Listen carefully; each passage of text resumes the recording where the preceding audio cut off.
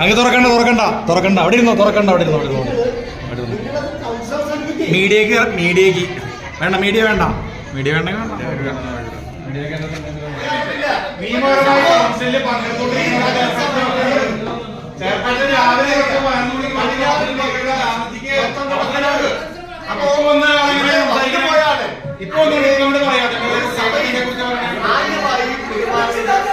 മാന്യമായി സംസാരിക്കേണ്ട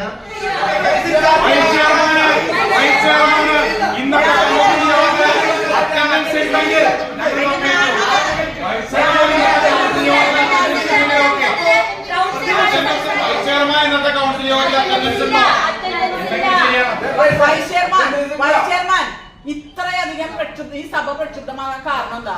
വേറെ ക്ഷേമകാര്യവും മാറ്റിവെച്ചോ, വികസനവും മാറ്റിവെച്ചോ?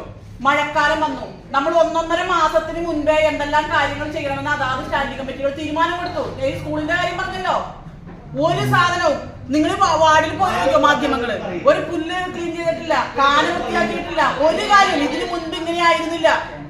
1 മാസം മുൻപേ ഡേറ്റുകൾ തീരുമാനിച്ച് അതാത് വാർഡുകളിൽ അവിടെ ക്ലീനിങ് നടക്കും. മഴക്കാലത്തിന് മുൻപ്, മഴക്കാലപൂർവ്വം ഒരു കാര്യവും നടന്നിട്ടില്ല. അതുകൊണ്ടാണ് പ്രതിപക്ഷ ഭരണപക്ഷ വ്യത്യാസമില്ലാതെ എല്ലാ അംഗങ്ങളും പ്രതിഷേധിക്കായിരുന്നു ഈ സമയം വരെ. കാരണം നിങ്ങൾക്കറിയാം, നിങ്ങൾ ചെയ്ത് നോക്കിയാൽ മതി. അല്ലാതെ ബാക്കി എല്ലാ കമ്മിറ്റികളും അവിടെ നിൽക്കട്ടെ, വലിയ മഴ വരുന്നു, വാർഡിലും മറ്റു കാര്യങ്ങളും ഒന്നും നടക്കുന്നില്ല.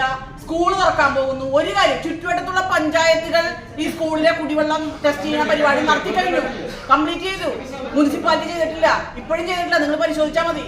അപ്പൊ അതുകൊണ്ടുള്ള പ്രശ്നം കൊണ്ടാണ് എല്ലാവരും പ്രതിഷേധിച്ചത്. അതാണ് മെയിൻ കാരണം. ആ ഒരു ഉത്തരവാദിത്വം കാണിക്കുന്നില്ല. നിങ്ങൾ 10-13 വർഷമായാലും തുടർച്ചയായിട്ട് ഭരിക്കുന്നു, 13 അല്ല അതിൽ കൂടുതലായി. പക്ഷെ ഇതുപോലെ ഒരു കാര്യവും ചെയ്യാത്തൊരു മഴക്കാലം നമുക്ക് ഉണ്ടായിട്ടില്ല.